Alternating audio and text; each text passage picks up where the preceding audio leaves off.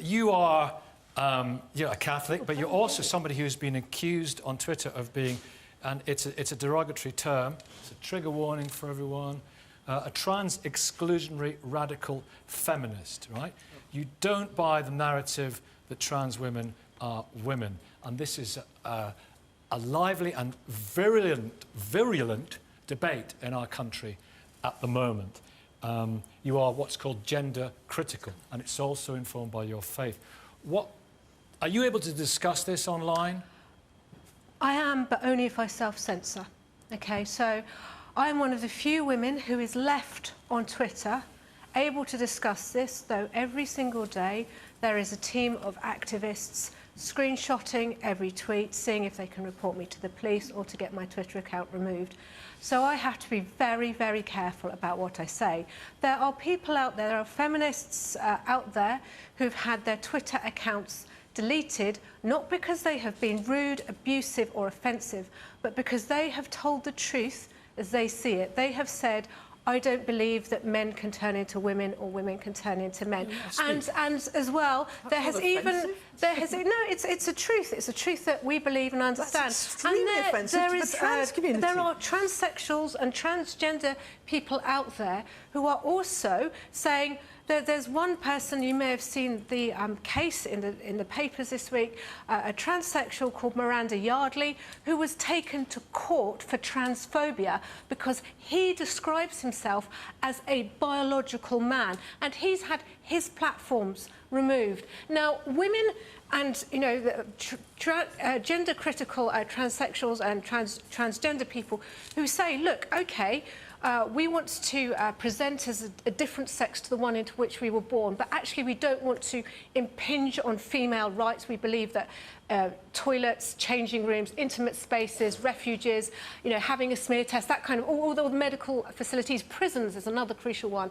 We believe that these should remain for women who are biologically women for their own safety. Censored. You find it fascinating. Why should she not have the right to say this without being censored and without being abused? So I think that freedom of speech doesn't mean that anyone can say anything they want at any time with no consequences, right? Yes, that's fundamentally not what freedom of speech does. No. So in this country, we have laws against incitement to violence. We have laws against incitement to hatred. Those are things that are within our laws that say, actually, our freedom. We don't live in a country in which freedom of speech means that. If I am working in a shop and someone comes in and even very politely says something very rude to me, the manager can say, you're barred, you can't come in here again. But the thing is saying that men cannot turn into women and women cannot turn into men is not offensive, it's not hateful, it's not hurtful. We should have a trans person here to speak to this. Wait, Amelia. I can't believe we're having this conversation. Amelia, you had a fair sense. Well, you can't believe we're having this conversation. No. You can't believe we're having this conversation. We're having this conversation with this platform when you don't have a trans person here. Sheila, on television. Wait a minute. You're on television.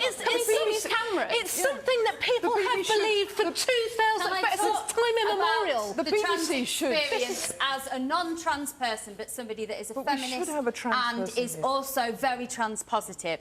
We work with the National Trans Youth Network, and there are so many people within that network that have said, I have had to come off Twitter, I've had to come off social media because people who don't believe that the trans experience is real and that trans people are real publish trans people's names and addresses online, to me. And people are getting death threats all the time. The thing about tolerance is that we have to create a space for people to come on a journey of understanding. And that isn't about vilifying people. It is about trying to build spaces that aren't aggressive spaces where people can have nuanced discussion rather than extremes. That's exactly it, the nuanced discussion. Are we able to have nuanced discussion, Sheila? Well, increasingly it's more difficult to have those nuanced discussions, but there is no alternative but to carry on trying to do that. So I don't believe that it's an extreme position. It's not one that I hold, it's not my position.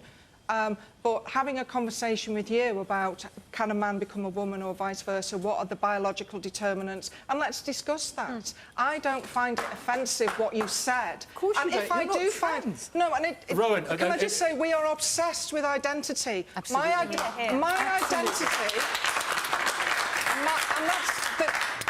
that's the main thing I take away from these discussions. We are obsessed with identity. My identity is not as important as what I say or do. Because you're not...